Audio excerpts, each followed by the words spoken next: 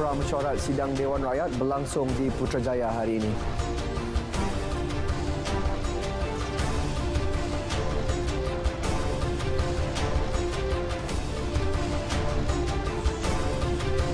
Tumpahan minyak punca pencemaran bau di 4 loji rawatan air.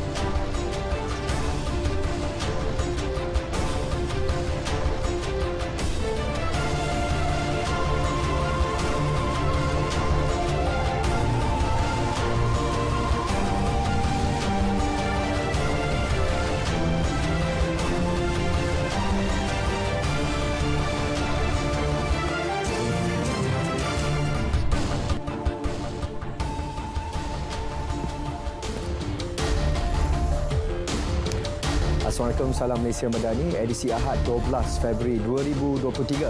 Berita wilayah membawakan laporan terkini seluruh negara. Saya Sahih Samsudin. Lintas langsung dari Sabah, Sarawak dan Labuan mengisi paparan hari ini. Terus setia sejam bersama berita wilayah.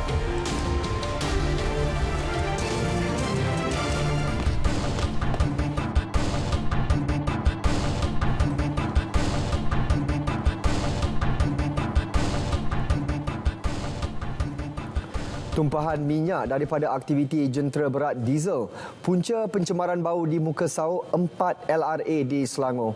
Ia ditemukan di tebing Sungai Selangor sekitar 3 km dari muka sauk terhampir iaitu LRA Rantau Panjang. Perkara itu disahkan Exco Pelancongan dan Alam Sekitar Selangor Hi Loy Sian hasil siasatan dilaksana Lembaga Urus Air Selangor Luas. 3 oil boom dan 3 kotak oil pad segera diletakkan di kawasan tumpahan. Juga menaikkan ban di tebing sungai untuk mengelak tumpahan minyak mengalir ke dalam sungai. Pemilik juga diarah mengalihkan jentera berat tersebut dan melaksana kerja-kerja pembersihan. Siasatan lanjut sedang dilaksana bagi memastikan permasalahan di lapangan selesai sepenuhnya. Pada masa sama, Luas telah melaksana pensampelan bagi tindakan perundangan.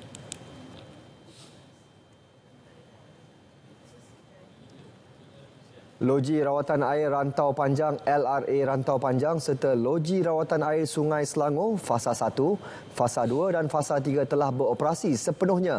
Berikutan henti tugas sementara disebabkan insiden pencemaran bau yang dikesan di muka sauk LRA Rantau Panjang. Berikutan itu, bekalan air terawat yang bersih dan selamat sudah mula disalurkan secara berperingkat-peringkat kepada premis pengguna bermula 6.30 pagi tadi. Air Selangor menerusi hantaran di Facebook memaklumkan tempoh masa pemulihan bekalan air di kawasan yang terjejas adalah berbeza bergantung pada jarak lokasi premis pengguna dan tekanan air pada sistem agihan bekalan air. Air Selangor terus giat menggerakkan lori tangki air ke kawasan yang terlibat bagi memberikan bantuan bekalan air kepada pengguna yang terjejas dengan keutamaan diberikan kepada premis kritikal seperti hospital dan klinik.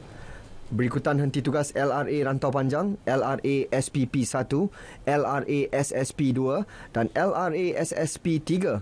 8 wilayah air Selangor dijangka mengalami gangguan bekalan air tidak berjadual.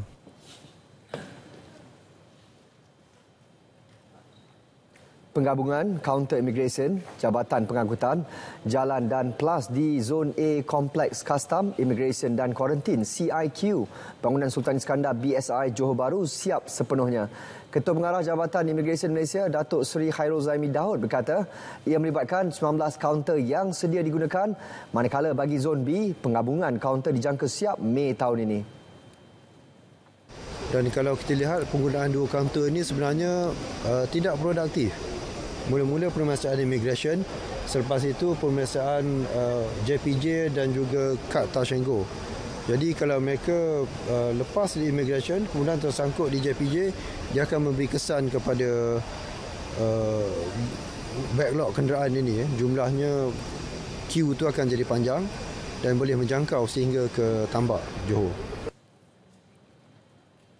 Beliau ditemui selepas membuat tinjauan pelaksanaan pasukan khas tindak cepat QRT di BSI Johor Bahru.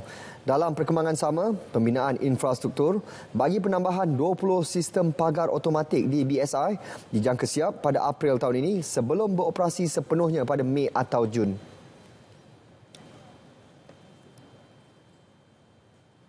Dalam pada itu, beliau memaklumkan pasukan khas tindak cepat QRT Jabatan Imigresen Malaysia digerakkan ke sempadan Johor, Singapura sejak 6 Februari. Hasilnya, kecekapan aliran trafik di bangunan Sultan Iskandar BSI dan Kompleks Sultan Abu Bakar KSAB berjaya dipertingkat. Dan selepas ditubuhkan QRT ini, bilangan kenderaan, bilangan kereta yang boleh diuruskan dalam masa 1 jam meningkat antara 900 ke 1000 dengan syarat bahawa tidak ada masalah-masalah dari segi urusan JPJ ataupun masalah baki kad Tan Go mereka tidak mencukupi. 51 anggota QRT ditugaskan di BSI manakala baki 20 lagi anggota di KSAB.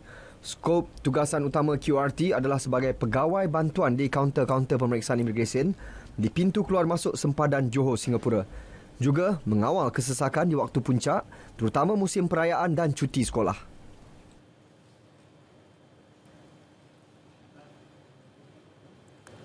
Karnival Kerjaya My Future Jobs 2023 menutup tirainya 5 petang tadi. Program 2 hari mulai semalam itu berjaya menawarkan pekerjaan berkualiti kepada pencari kerja termasuk graduan yang baru tamat pengajian. Perincian lanjut, kita terus saja bersama Syamimi Saripan di Pusat Konvensyen Kuala Lumpur. Terima kasih Sahi. Karnival Kerjaya My Future Jobs 2023 anjuran Kementerian Sumber Manusia menerusi Pertubuhan Keselamatan Sosial Perkeso dilihat berjaya memberi sinar kehidupan kepada rakyat khususnya mereka yang baru saja mendepani cabaran ekoran pandemik COVID-19. Sepanjang tahun 2022 saja, hampir 300,000 individu telah pun dibantu mendapatkan pekerjaan menerusi pelbagai perkhidmatan Perkeso di bawah portal My Future Jobs yang menjadi tonggak kepada Karnival Pekerjaan Perkeso. Dan pada kali ini penganjuran berskala besar pada hari ini dan semalam diadakan secara besar-besaran dan secara fizikal, dan apa yang lebih manisnya apabila saya kini bersama dengan salah seorang pekerja yang telah pun diterima bekerja menerusi Karnival My Future Job 2023. Kita bersama dengan Muhammad Irfan Muhammad Zulkifli sini bersama dengan saya yang telah pun berjaya memperoleh jawatan sebagai jurutera di syarikat Malaysia Automotive Robotics dan IoT Institute MARI.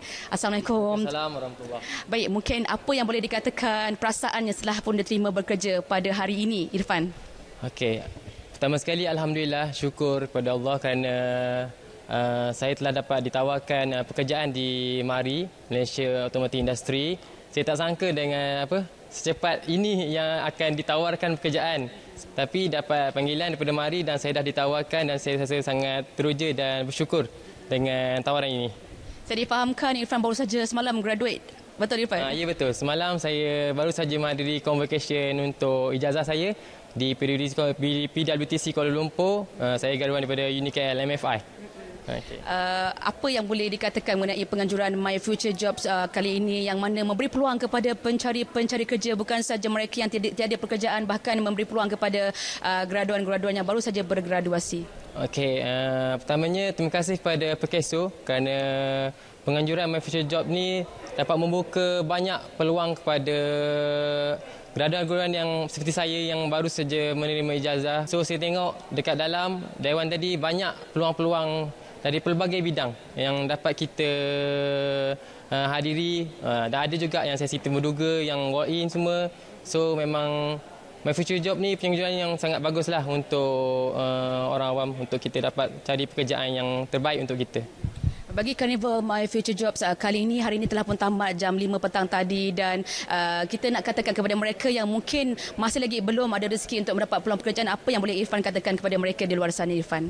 Okey, untuk mereka-mereka di luar sana yang masih lagi sedang mencari pekerjaan baharu ataupun ingin mentukar pekerjaan yang lain, nasihat saya, janganlah berputus asa. Yang penting kita ada usaha, kita ada semangat, kita ada iktizam untuk mencari pekerjaan dalam bidang kita ataupun bidang lain, supaya satu masa nanti pasti kita akan dapat apa yang kita usaha itu, insya-Allah. Baik, terima kasih Irfan dan tahniah kita ucapkan kerana berjaya mendapatkan peluang pekerjaan, berjaya mendapat pekerjaan pada hari ini, dan kepada anda yang mungkin tak berkesempatan untuk bersama memeriahkan Carnival My Future Jobs 2023, anda boleh terus pergi ke website mereka untuk melihat senarai peluang-peluang pekerjaan yang disediakan. Dan saya kira itu saja perkembangan dari Pusat Convention Kuala Lumpur. Kita bersama Sahi di studio. Silakan Sahi. Baik, terima kasih Mimi. Mesyuarat sulung Badan Penasihat Khas Menteri Kewangan telah berlangsung pada Jumaat 10 Februari dipengerusikan Penasihat Petronas Tan Sri Hassan Merican. Menerusi satu kenyataan, Tan Sri Hassan menegaskan tanggungjawab utama badan tersebut menasihati Menteri Kewangan berkenaan langkah meningkatkan pendapatan negara dan mengurangkan perbelanjaan operasi. Mesyuarat turut dihadiri Pengerusi Sarawak Energy Datuk Amar Abdul Hamid Sepawi, Pengerusi Eksekutif FSPO Ventures Datuk Ahmad Fuad Mat Ali, Profesor Kehormat Ekonomi Institut Asia Eropah Universiti Melaya Datuk Dr. Raja Rasya, selain Profesor Ekonomi Sunway University Business School Dr. Yeh Kim Leng. Badan tersebut juga bakal memberi nasihat berkaitan penstrukturan semula subsidi dan perlindungan sosial yang holistik selain peranan syarikat berkaitan kerajaan GLC. Pihaknya juga bertanggungjawab menasihati perkara berhubung hutang negara dan takbir urus. Badan Penasihat melapor terus kepada Menteri Kewangan dan akan bersidang sekerap mungkin mengikut keperluan. Sebuah sekretariat telah ditubuhkan bagi menyokong operasi Badan Penasihat itu bertempat di Menara Berkembar Petronas. Sekretariat tersebut dipengerusikan bersama Nurul Izzah Anwar dan Khairil Anwar Ramli.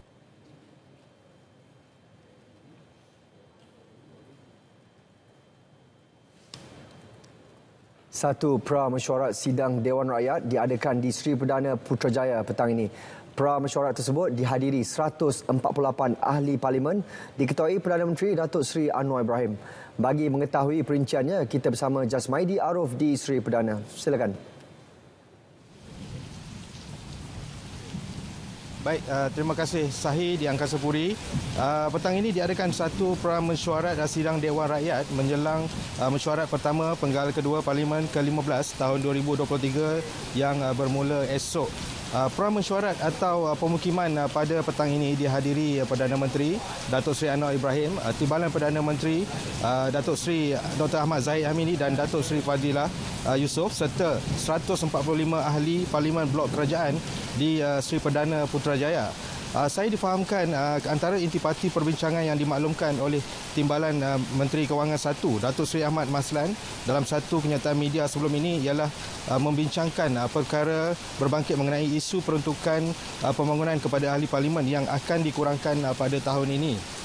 Perdana Menteri dijangka akan memberi kata putus mengenai isu tersebut dalam pemukiman hari ini di samping memberi taklimat-taklimat perkara berkaitan menjelang pembukaan sidang Dewan Rakyat esok. Saya juga difahamkan kesemua ahli parlimen, 148 ahli parlimen telah pun sampai di Seri Perdana pada petang ini, dan untuk makluman juga esok akan bermula sidang Dewan Rakyat mesyuarat pertama penggal kedua Parlimen ke-15 tahun 2023 dan akan bersidang sehingga 30 Mac. Setakat itu saja perkembangan dari Seri Perdana Putrajaya. Kita kembali ke Angkasa Puri. Terima kasih. Baik, terima kasih Jasmaidi. Met Malaysia mengeluarkan amaran hujan berterusan di beberapa lokasi di seluruh negara. Untuk perkembangan cuaca, langsung ke Met Malaysia bersama pegawai Khairatun Nisa Samsudin. Assalamualaikum dan salam Malaysia Madani. Kembali bersama Jabatan Meteorologi Malaysia untuk informasi cuaca yang terkini. Met Malaysia masih lagi mengekalkan amaran hujan berterusan peringkat waspada melibatkan negeri Sarawak di beberapa bahagian iaitu di bahagian Bintulu, Kapit, Miri dan juga Limbang, dan ianya berkuat kuasa sehingga ke-15 Februari nanti. Berikutan hujan berterusan dijangkakan boleh berlaku di kawasan-kawasan amaran. Oleh itu, penduduk setempat diminta untuk sentiasa berwaspada dan juga bersiap sedia bagi sebarang kemungkinan banjir yang boleh berlaku.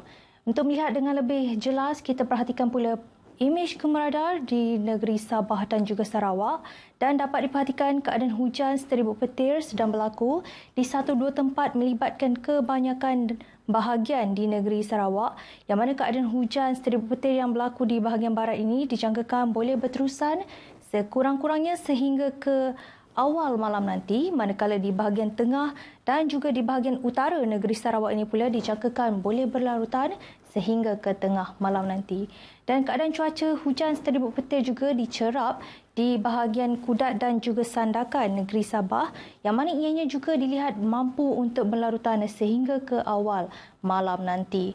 Di Semenanjung Malaysia pula, keadaan hujan serta ribut petir dilihat sedang berlaku di 1-2 tempat melibatkan di hampir kebanyakan bahagian terutamanya di negeri-negeri di sebelah pantai barat Semenanjung Malaysia daripada negeri Kedah, Pulau Pinang, Perak, pedalaman negeri Pahang, Selangor, wilayah Persekutuan Kuala Lumpur dan juga Putrajaya, Negeri Sembilan, Melaka dan juga di barat negeri Johor yang mana keadaan hujan ini juga dijangkakan boleh berlarutan sekurang-kurangnya sehingga ke awal malam nanti.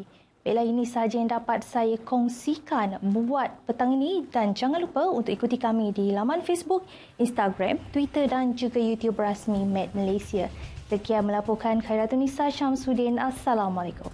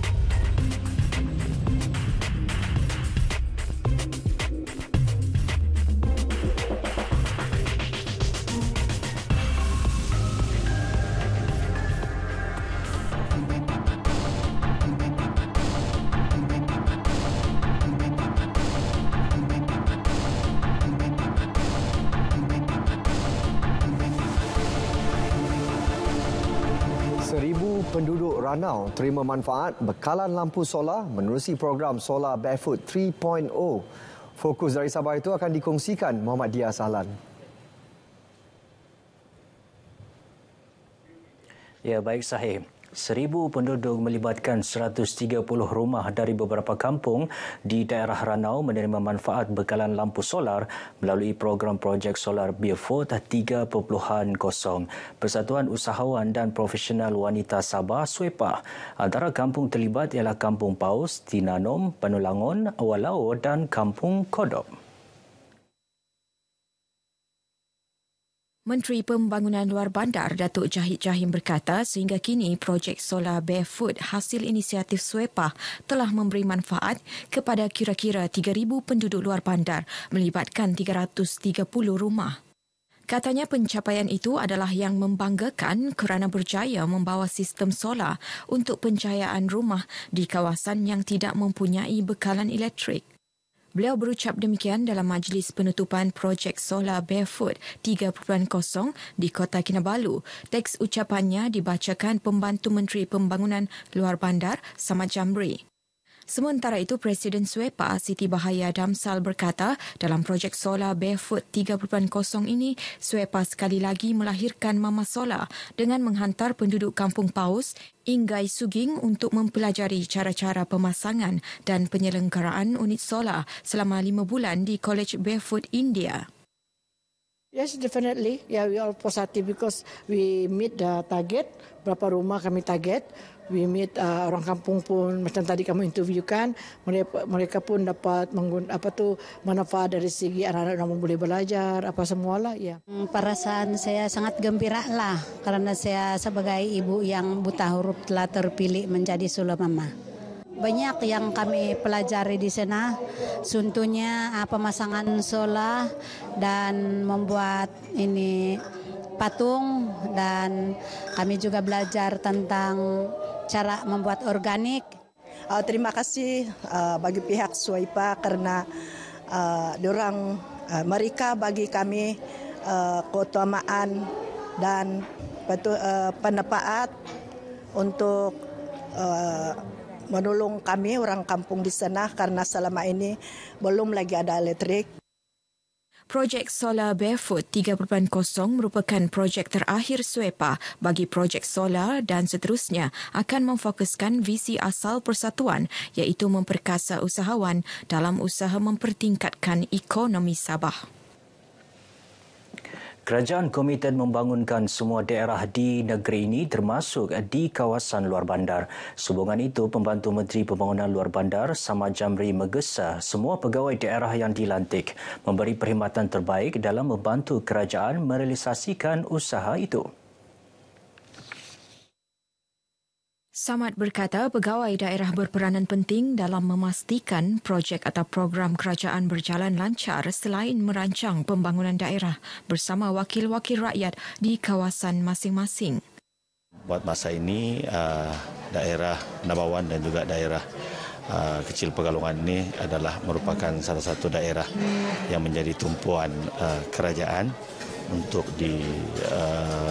fokus berkenaan pembangunan luar bandar, dan kita harap dengan kepimpinan baru di kedua-dua daerah ini, yaitu daerah Nabawan dan juga daerah kecil Pegalongan, dengan komitmen, dengan semangat, dengan iltizam yang tinggi. Beliau ditemui pemberita dalam Majlis Penyampaian Anugerah Perkhidmatan Cemerlang dan Majlis Perpisahan Pegawai Daerah dan Penolong Pegawai Daerah, Pejabat Daerah Nabawan dan Pejabat Daerah Kecil Pegalungan di Keningau. Ketika ini, Peter Jiton merupakan pegawai daerah Nabawan yang baru menggantikan Neldin Gimbang yang kini sebagai pegawai daerah Keningau, manakala Francis Stephen dilantik sebagai penolong pegawai daerah kecil Pegalungan. Sementara itu, Adun Nabawan Dato' Abdul Ghani Mohamed Yassin menyambut baik usaha kerajaan memfokuskan pembangunan di daerah Nabawan yang bersempadan dengan Kalimantan, Indonesia susulan perpindahan ibu negara Republik itu ke Kalimantan. Katanya kerjasama sepenuhnya akan diberikan bagi memastikan segala perancangan kerajaan negeri dan persekutuan dapat dilaksanakan. Inisiatif kerajaan membenarkan penggunaan mod paparan lesen kenderaan motor LKM Digital (ELKM) dan lesen memandu Malaysia LMM Digital (ELMM) dilihat sebagai langkah selari dengan perkembangan teknologi semasa. Inisiatif yang dilaksana secara berperingkat itu sekaligus membolehkan kerajaan menyampaikan perkhidmatan kepada rakyat secara lebih berkesan. Kita boleh cek saman, kita boleh renew road tax, kita boleh renew lesen, dan ini satu peluang yang baiklah ya agar prosesnya menjadi senang. Ya, jadi dia memudahkanlah ya pemohon dan juga JPJ itu sendiri. Kita boleh tengok juga sama ada kalau hijau ni maknanya hidup lagi. Yang ni yang merah ni ini mati. Ini road tax dah mati. Dan ini adalah QR code di mana apabila kita berada di lapangan, checking oleh kita atau polis, alat SMAD kita panggil, SMED, Smart Management Enforcement Device, dia tembak sini, keluar semua detail tentang pemandu berkenaan. Mereka ditemui media dalam majlis penutupan program bantuan lesen memandu My Lesen peringkat Dun Tanjung Batu di Tawau. Program ini merupakan inisiatif kerajaan membantu golongan B40 untuk mendapatkan lesen motosikal dengan kos yang minimum. Selama ini memang saya tidak pernah ada lesen, jadi keselamatan pun tidak ada.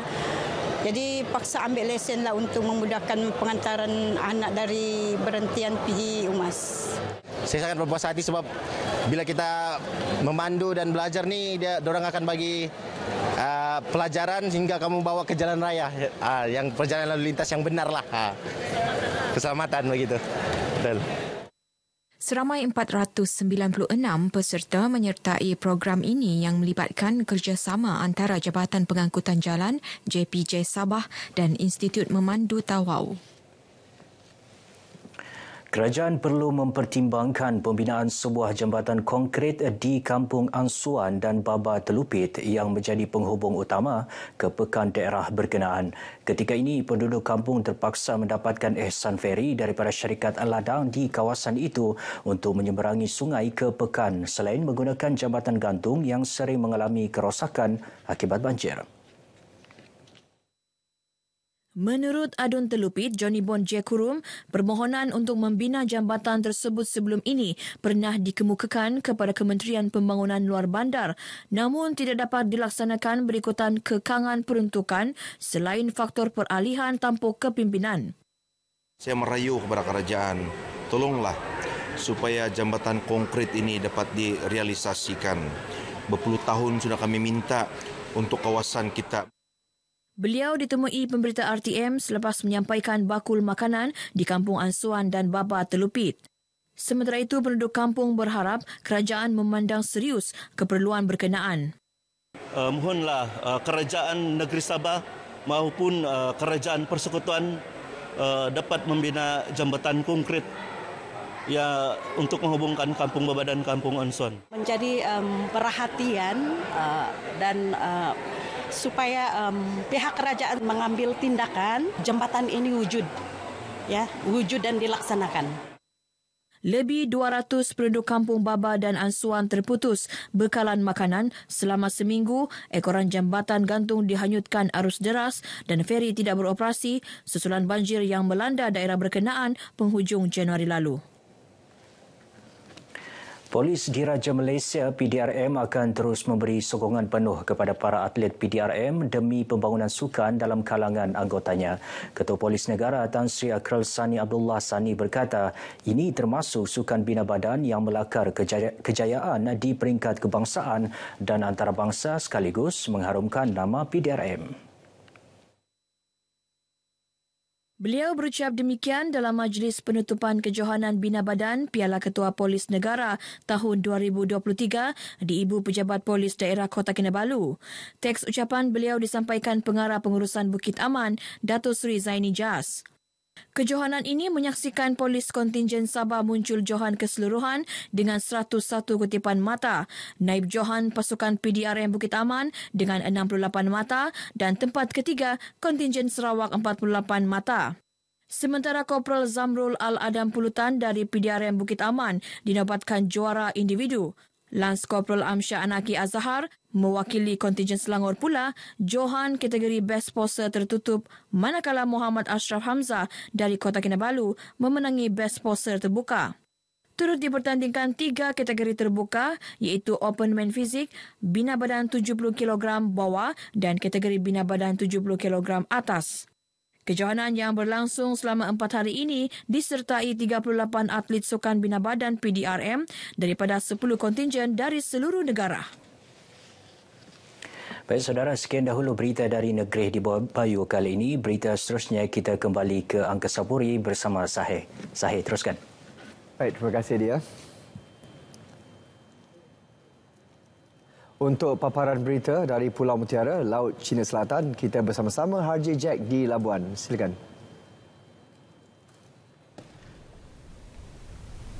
Terima kasih.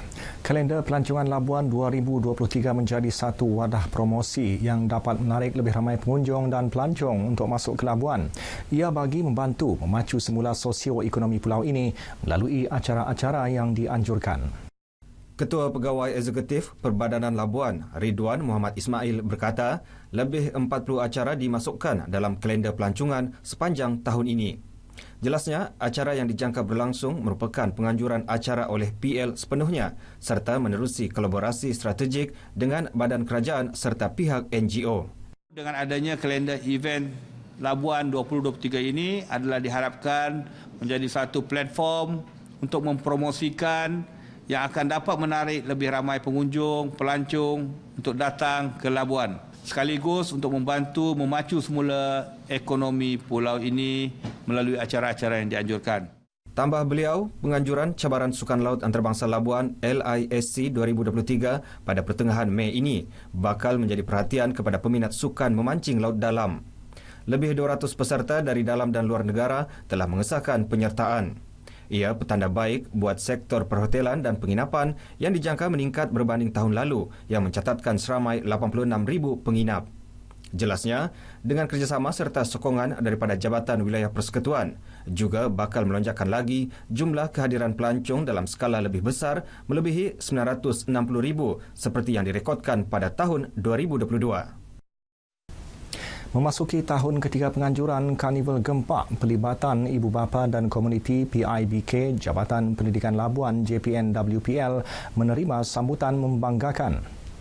Pengarah Pendidikan Labuan, Yusuf Muhammad berkata, ia merupakan iltizam pihaknya dalam memperkasa jalinan kerjasama antara pihak sekolah dan ibu bapa melalui penglibatan 400 murid sekolah rendah dan menengah serta 28 persatuan ibu bapa dan guru pada program tersebut. Program ini yang pertamanya ialah untuk mewujudkan hubungan silaturahim yang lebih mantap di kalangan ibu bapa melalui Persatuan Ibu Bapa dan Guru. Di samping itu juga mengadakan hubungan kerjasama yang lebih baik antara ibu bapa dan juga guru-guru. Beliau berkata demikian selepas menyempurnakan program sekaligus melancarkan logo Focal Person PIBKS Labuan. Pada majlis itu, jaringan silaturahim melalui Persatuan Ibu Bapa dan Guru diraih melalui pengiktirafan PIBG dan kumpulan sokongan ibu bapa yang mempamerkan kecemerlangan dalam PIBKS. Terima kasih diucapkan kepada Jabatan Pendidikan Wilayah Persekutuan Labuan di atas pengiktirafan kepada PIBG atau PIBKS. Kejayaan ini merupakan kerjasama semua EJK PIBG dan khususnya pihak sekolah. Selain pertandingan dan acara pentas, pelbagai gerai jualan serta reruai agensi terlibat dibuka pada program yang berlangsung di Desa Tunas Hijau bermula 8 pagi hingga 5 petang. Membentuk modal insan cemerlang berdasarkan pendidikan holistik menjadi fokus utama Majlis Agama Islam Wilayah Persekutuan MAWIP dalam melahirkan generasi yang berkualiti. Ahli Majlis Agama Islam Wilayah Persekutuan Tuan Haji Zainal Abidin Shaikh Zakaria berkata, di Labuan MAWIP sedang dalam pelaksanaan bagi mewujudkan future classroom yang berkonsepkan futuristik dan menghasilkan proses pengajaran efektif dengan mengaplikasikan peralatan berteknologi tinggi bagi menyokong usaha itu sepenuhnya. Selain itu, satu projek pembinaan kompleks institusi pendidikan sekolah menengah agama SMA MAWIP Labuan telah bermula sejak 2 Februari lalu bertempat di Kampung Sungai Bedaun. Projek berkenaan dijangka siap sepenuhnya pada Januari 2026 dengan anggaran kos berjumlah 53 juta ringgit. Katanya, ia merupakan satu lagi mercu tanda baharu sosial ekonomi Labuan selain menerapkan kepelbagaian aktiviti yang mampu menggalakkan murid berinovasi, menjadi kreatif dan inovatif dengan memperkasa kemahiran ICT dan pelaksanaan teknologi revolusi industri 4.0. Beliau berucap pada Majlis Anugerah Kecemerlangan SMA MAWIP Labuan sesi 2022-2023 yang berlangsung di Kompleks Darul Kifayah MAWIP. Seramai 268 murid diraihkan pada majlis itu dengan 15 anugerah disampaikan. Ia secara tidak langsung dapat memberi inspirasi dan motivasi bagi mempertingkatkan kejayaan para pendidik dan murid-murid ke arah yang lebih cemerlang. Hadir sama Pengurus MAWIP Labuan, Ustaz Mat Fazli Mat Saad dan Pengetua SMA MAWIP Labuan, Muhammad Hasnizan Hasin. Dengan itu, sekian paparan berita wilayah dari Labuan. Kembali ke Angkasa Puri. Silakan. Terima kasih.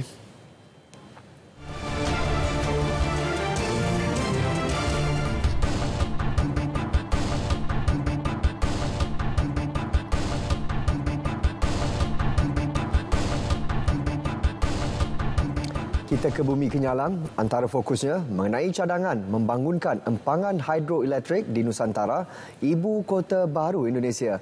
Perinciannya bersama Vanessa Mering. V, silakan. Ya, Sahih Sarawak bercadang untuk membangunkan empangan hidroelektrik di Nusantara, ibu kota baru Indonesia. Mendedahkan perkara itu, Premier Sarawak Datuk Patinggi Tan Sri Abang Johari Tunopeng yang berkata perkara itu masih dalam peringkat kajian. Ujar Premier, selain Indonesia, Sarawak turut mengukuhkan jalinan kerjasama dengan negara jiran lain termasuk Brunei dan Singapura. Beliau berkata selain Indonesia, Sarawak akan memperkukuh kerjasama dengan negara jiran lain termasuk Brunei, terutama dalam usaha menambah baik jaringan jalan raya. Manakala kerjasama dengan Singapura pula, Perdana Menteri Datuk Seri Anwar Ibrahim telah menyokong usaha Sarawak untuk menjual tenaga elektrik kepada Republik itu. Beliau berkata demikian dalam Majlis Apresiasi Gabungan Parti Sarawak GPS bersempena Pilihan Raya Umum ke-15 PRU ke-15 di Kuching malam tadi. Berucap pada majlis sama, Timbalan Premier Dato' Amar Douglas Uga Embas berkata, sokongan padu rakyat yang mahukan sebuah kerajaan kukuh dan mesra pembangunan penyumbang kepada kemenangan bergaya GPS pada PRU 15 yang lepas. Beliau berkata kredibiliti kepimpinan Premier dalam tadbir urus negeri telah menghasilkan pendapatan baharu untuk mendorong kepada kejayaan itu.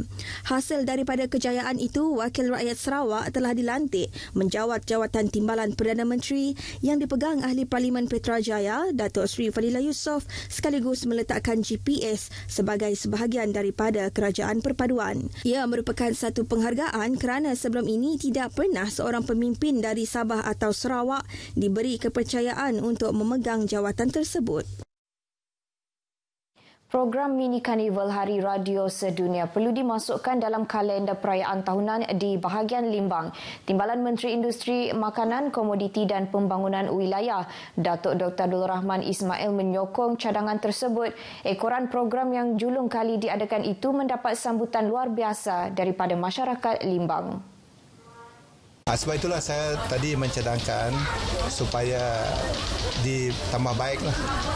Mini Karnival ini kita naik taraf jadi karnival ataupun istilah yang lebih gempak lah daripada itu untuk tahun hadapan, dan saya cadangkannya dimasukkan dalam kalender perayaan utama di dalam jawatankuasa perayaan utama daerah Limbang lah pada tahun hadapan. Saya akan menyokong dari segi insyaAllah peruntukan dan sebagainya. Beliau berucap pada majlis perasmian Mini Karnival Hari Radio Sedunia RTM Limbang 2023. Datuk Dr. Abdul Rahman yang juga Ahli Dewan Undangan Negeri Bukit Kota memaklumkan bahawa RTM Limbang boleh dijadikan contoh kepada agensi dan jabatan lain dalam mendekati masyarakat di daerah itu. Pertandingan sapek harus kerap diadakan bagi mengetengahkan bakat-bakat baru selaras dengan hasrat Kementerian Pelancongan, Industri Kreatif dan Seni Persembahan Sarawak untuk mengangkat muzik dan budaya yang terdapat di Bumi Kenyalang sebagai tarikan pelancongan. Pengerusi Lembaga Pelancongan Sarawak STB, Dennis Ngau berkata, muzik tradisional sapek kini bukan sahaja mendapat tempat di hati masyarakat orang Ulu, malah masyarakat lain yang meminatinya. Ke arah itu, Dennis yang juga Ahli Dewan Undangan Negeri Telang Usan menggalakkan golongan belia, khususnya anak-anak masyarakat orang Ulu, supaya bergabung bagi menyediakan satu platform untuk mengadakan pertandingan sapek. Beliau berucap demikian pada majlis penutupan pertandingan sapek Sarawak, anjuran Kelab Belia Akeh Kebuma dengan kerjasama Majlis Seni Sarawak di Miri. Pada pertandingan itu, Johan bagi kategori terbuka dimenangi oleh Logan Suli, manakala kategori bawah 25 tahun dimenangi oleh Vendilan James. Seramai 14 peserta dari Miri, Belaga, Sibu, Baram dan Kuching menyertai pertandingan tersebut. Majlis Islam Sarawak menyeru seluruh umat Islam di negeri ini untuk bersama-sama memberikan sumbangan ke tabung bantuan mangsa gempa bumi Turki dan Syria bagi meringankan beban mangsa-mangsa yang berhadapan dengan kesulitan ketika ini. Yang di-Pertua Majlis Islam Sarawak, Datuk Misnu Taha berkata, organisasi tersebut telah membuat keputusan agar semua kutipan sodak Jumaat pada 10 dan 17 Februari di 449 buah masjid dan surau berjumaat seluruh Sarawak disumbangkan terus ke tabung berkenaan. Gempa bumi. Sehubungan itu, Datuk Misnu menyeru semua lembaga amanah kebajikan serta jawatan kuasa pengurusan masjid dan surau berjumaat seluruh Sarawak untuk melaksanakan kutipan berkenaan. Beliau berkata demikian kepada pemberita selepas merasmikan Majlis Khatamal Al-Quran Murid Sekolah Madrasah Haji Abdul Kadir Hassan di Kuching. Menurutnya lagi, hasil kutipan tersebut akan disalurkan kepada kerajaan negeri untuk diagihkan kepada kedua-dua negara tersebut. Datuk Misnu turut mengalung-alungkan sumbangan secara peribadi oleh individu-individu. Bagi mereka yang berminat, sumbangan boleh disalurkan kepada tabung Baitumal Sarawak menerusi akaun Bank Islam Malaysia Berhad yang tertera. Jabatan Bomba dan Penyelamat Malaysia JBPM Negeri Sarawak dan Petronas terus komited menjalankan program bomba komuniti dan Firepoint sehingga ke kawasan yang sukar dijejaki seperti Long Busang, Belaga. Menurut pengarah JPBM Sarawak Datuk Khairuddin Rahman, untuk sampai ke Long Busang perlu melalui jalan balak dari Kapit yang mengambil masa 5 hingga 7 jam atau menaiki bot melalui empangan hidroelektrik Bakun. Sebab dulu kalau sebut Long Busang ramai orang geleng kepala. Tapi hari ini dengan komunikasi, aset yang ada, logistik yang kita ada, bukan benda yang mustahil. Cuma kesungguhan. Dan saya nampak komitmen pihak Petronas inilah telah meletakkan satu kerjasama yang cukup padu antara Bomba dan rakan kongsi kita lah. Melalui program tersebut, Datuk Khairuddin berkata pelbagai siri latihan dan pendedahan diberikan kepada masyarakat Kenyah Long Busang secara teori dan praktikal tentang kaedah pencegahan dan menangani kebakaran. Beliau berharap program seumpama itu akan mendapat penglibatan lebih ramai golongan belia, khususnya yang berumur 16 hingga 30 tahun. Tapi mereka menjauhkan diri mereka. Why? This is issue yang saya rasa perlu dilihat oleh ketua kampung, pemimpin masyarakat. Kenapa anak-anak ini menjauhkan dirinya? Saya dah pergi di Baklalan. Banyak kan program-program kita buat. Anak-anak remaja ni 16, 17, 18 yang mana mereka ada orang yang bertenaga mengelakkan, mengasingkan diri mereka. Ini satu perkara yang perlu kita kaji semula.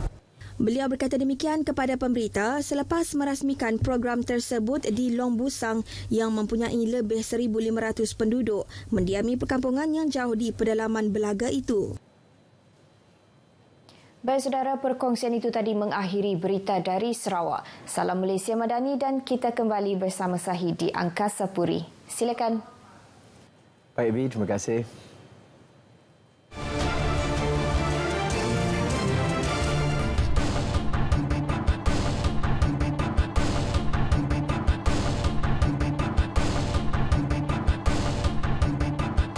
Institut Pendidikan Guru IPG Kampus Kota Baru Kelantan bakal memperkasa latihan perguruan dengan kerjasama sekolah sekitar menerusi program Shadowing School. Pengarahnya Dr. Khairuddin Said berkata ia bagi membentuk semangat guru menerusi pengalaman secara praktikal kepada siswanya daripada peringkat awal.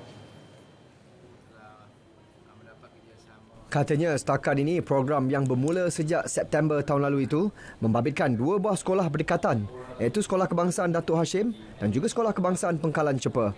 Pihak sekolah berkenaan boleh memanggil pelajar IPG Kota Baru untuk bekerjasama menerusi aktiviti yang sesuai pada bila-bila masa.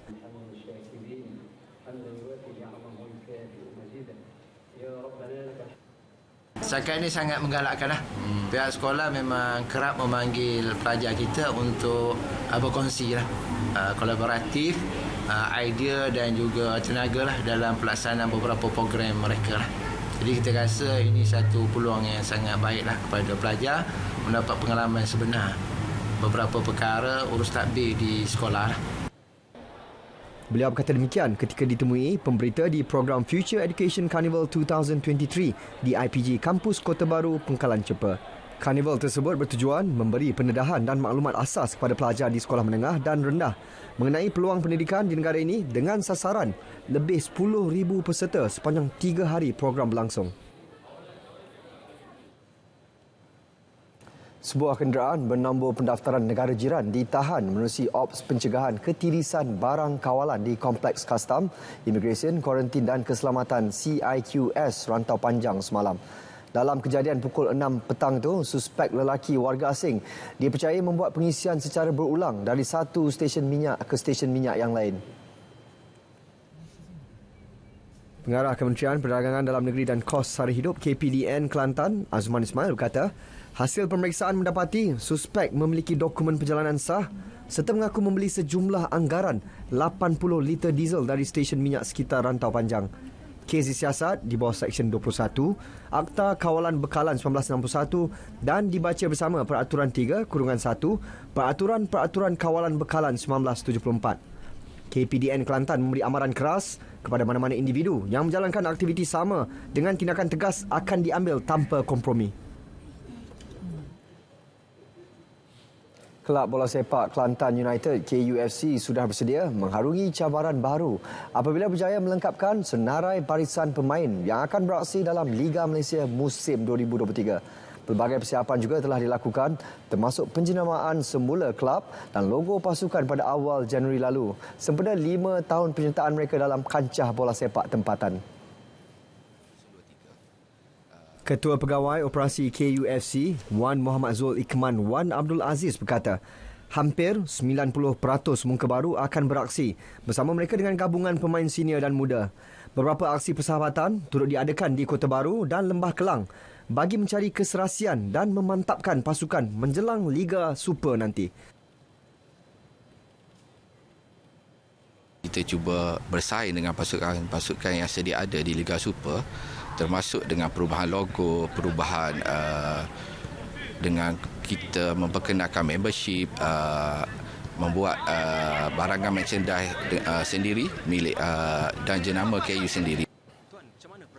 Beliau berkata demikian ketika ditemu bual dalam segmen Cerita Pagi Selamat Pagi Malaysia di Kota Baru. Tambah beliau, musim ini KUFC meletakkan sasaran berada dalam kelompok 10 terbaik Liga Super di bawah kendalian Ketua Jurulatih Thomas Turha. Bagi aksi pertama Liga Super 2023, KUFC dijadual menentang Selangor FC di Stadium MBPJ pada 26 Februari ini.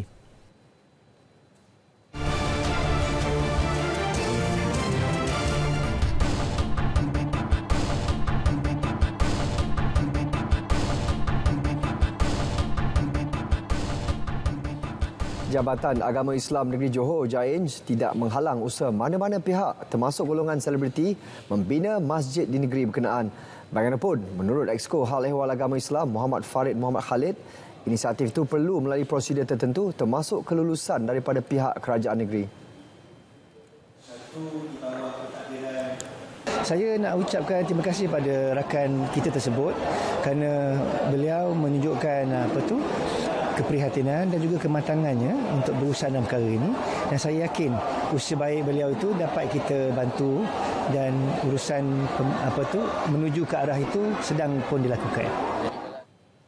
Beliau juga menolak dakwaan usaha membina masjid itu berdepan halangan disebabkan perbezaan fahaman politik. Sebelum ini, selebriti Ariel Zafril dan pasangan Wawa Zainal berhasrat membina sebuah masjid di Rengit, Batu Pahat yang mampu memuatkan kira-kira 700 orang jemaah. Perancangan kedua-dua pasangan itu bagaimanapun masih belum dilaksana sejak mula diumumkan pada 2020 lalu.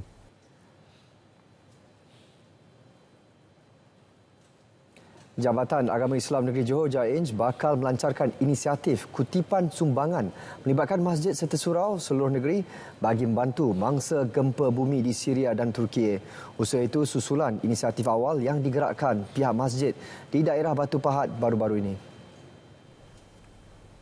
Exco Hal Ehwal Agama Islam Muhammad Farid Muhammad Khalid berkata sebanyak 838 masjid dan 1,972 surau terlibat bagi menjayakan kutipan sumbangan itu. Semangat ini juga kita ambil bersempena dengan keprihatinan Duli Yang Maha Mulia Sultan Johor apabila baginda telah pun menyumbangkan secara peribadi $1 juta untuk mangsa-mangsa di negara yang tersebut. Jadi Tuanku sudah menunjukkan keprihatinannya dan Alhamdulillah masjid daerah di Batu Pahat pun sudah memulakan. Beliau menyasarkan tempoh sebulan bagi menggerakkan kutipan sumbangan di masjid dan surau seluruh negeri sebelum dapat diserahkan kepada mangsa-mangsa di 2 negara terbabit.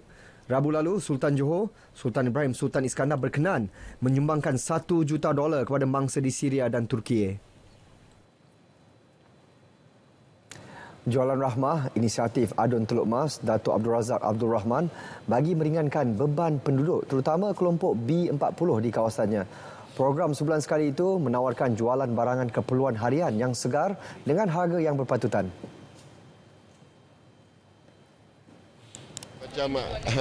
Macam ayam yang beratnya adalah hampir 2 kilo. Maknanya ada subsidi RM7 ataupun RM8. Biasanya ayam ni kalau 2 kilo, hampir 2 kilo dia dah dekat RM20. Macam hari ini saya subsidikan seekor ayam kita jual RM10. Maknanya kita subsidikan RM8 seekor ayam. Begitu juga dengan telur. Telur ini grade C kita subsidikan RM3 dan RM2.80 kita subsidikan kerana kita menjual hanya RM10 saja sepapan. Beliau yang juga Exco Pembangunan Luar Bandar, Pertanian dan Industri Asas Tani turut berharap lebih banyak pemimpin dapat melaksana program sama demi manfaat rakyat.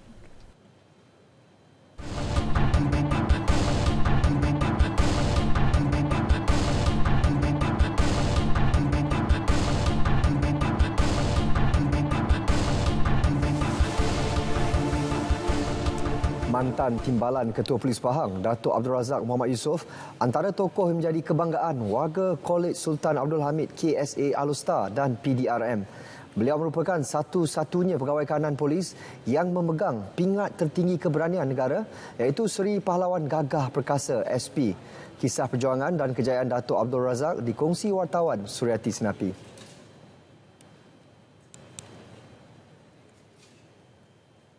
Datuk Abdul Razak telah berkhidmat dengan PDRM selama 36 tahun 4 bulan.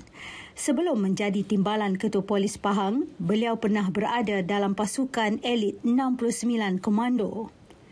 Bapa kepada 5 anak itu menyertai VAT 69 selama 35 tahun dan menjadi individu penting dalam mengekang ancaman kumpulan militan Al-Maunah.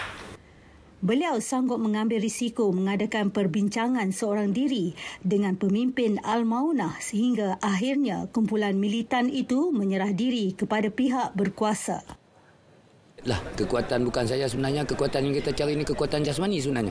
Kita ada kekuatan emosi, ada kekuatan sosial, ada juga kekuatan spiritual yang mesti kita kuasai untuk menjadi seorang yang berjaya. Beliau yang bersara wajib pada 10 Februari lalu diraih pada majlis sirih pulang ke Ganggang anjuran Kolej Sultan Abdul Hamid. Kepulangan beliau KSAH selepas 43 tahun benar-benar menggembirakan warga sekolah itu. Sekolah ini mengajar saya pelajaran yang paling berharga sekali, iaitu benda yang paling berharga pada kita manusia ini sebenarnya maruah.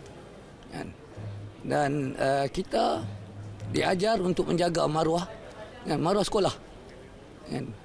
Dan bila kita ni buat apa pun, kita tak mau mencemarkan nama sekolah kita, kita tak mau menjatuhkan nama sekolah kita ni di mata yang lain-lain, sekolah-sekolah yang lain. Kalau kita main sukan, kita nak menang, nak jaga maruah. Dan kalaupun kita kalah dengan cara bermaruah. Kita berusaha bersungguh-sungguh sampailah ke titisan orang kata peluh ataupun semangat kita yang terakhirlah kita masih curahkan dalam aktiviti kita tu. KSAH ditubuhkan pada 8 Disember 1908. Ketika itu ia dikenali sebagai Sekolah Inggeris Kerajaan yang merupakan sekolah Inggeris pertama dan sekolah tertua di Kedah.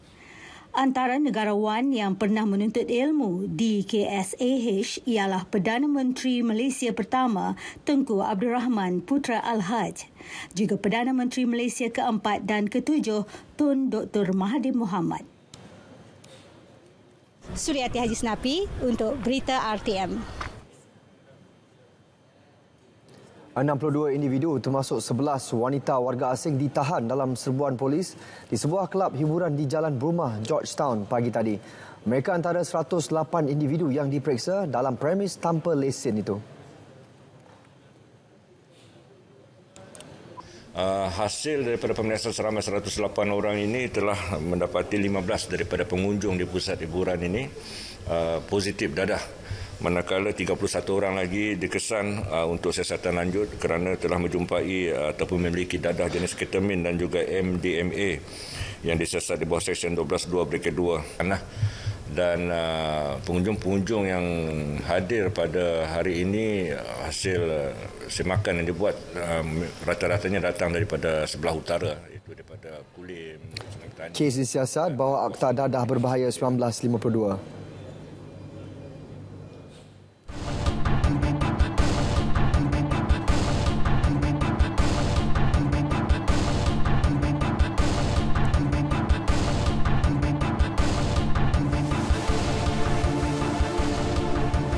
Inisiatif Malaysia untuk mencetak 1 juta Al-Quran kemudian mengedarkannya ke seluruh dunia merupakan tindakan tepat pada masanya.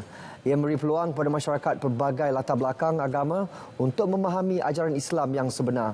Seterusnya mengekang tindakan Islamofobia yang kian membimbangkan. Laporan wartawan JAKIM Alisa Yusra. Inisiatif diumum Perdana Menteri bulan lalu sebagai tindakan balas bagi mengutuk insiden melampau pembakaran Al-Quran di Sweden. JAKIM diberi tanggungjawab menyelaras penerbitan dan pengedaran kitab suci itu.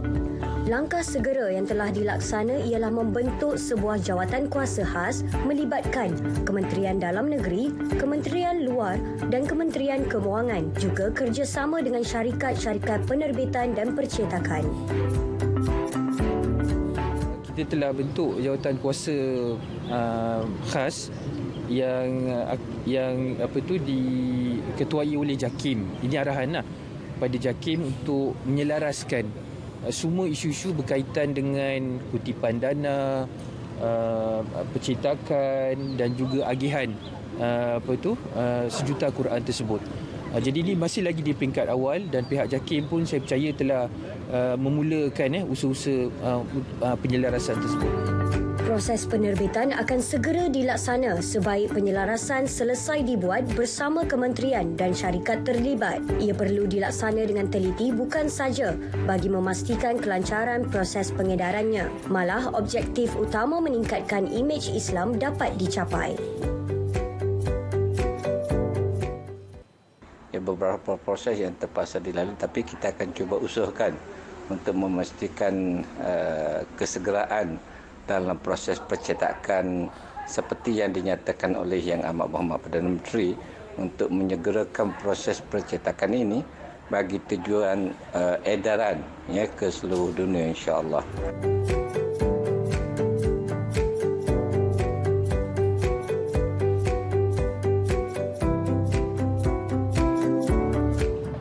Sememangnya untuk mencetak 1 juta naskah Al-Quran, komitmennya bukanlah calang-calang. Pelbagai proses bakal dilalui bagi merealisasikan hasrat ini. Namun pihak JAKIM tetap komited menerusi jawatan kuasa yang telah dilantik bagi menyegerakan inisiatif ini selari dengan solidariti Malaysia untuk mengekang Islamofobia. Alisa Yusra, laporan JAKIM untuk RTM.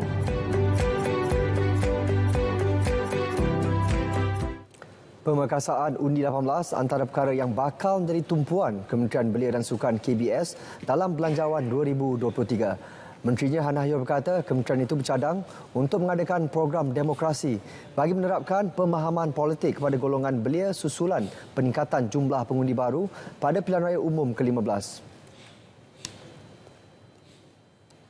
Di sekolah mereka tak diajar. Tiba-tiba lepas SPM keluar dia kena undi. So kita kena adakan program demokrasi untuk pastikan anak-anak ini bila dia keluar untuk mengundi 18 tahun dia tahu apa beza ahli parlimen dengan adun, apa beza ahli majlis. Kenapa di Kuala Lumpur mereka tak dapat pilih adun. Ini semua adalah pendidikan yang ilmu itu kita perlu bagi kepada belia kita. Beliau berkata demikian kepada pemberita selepas merasmikan program gotong royong perdana di kuartus Institusi Pendidikan Taman Tun Dr. Ismail di sini hari ini.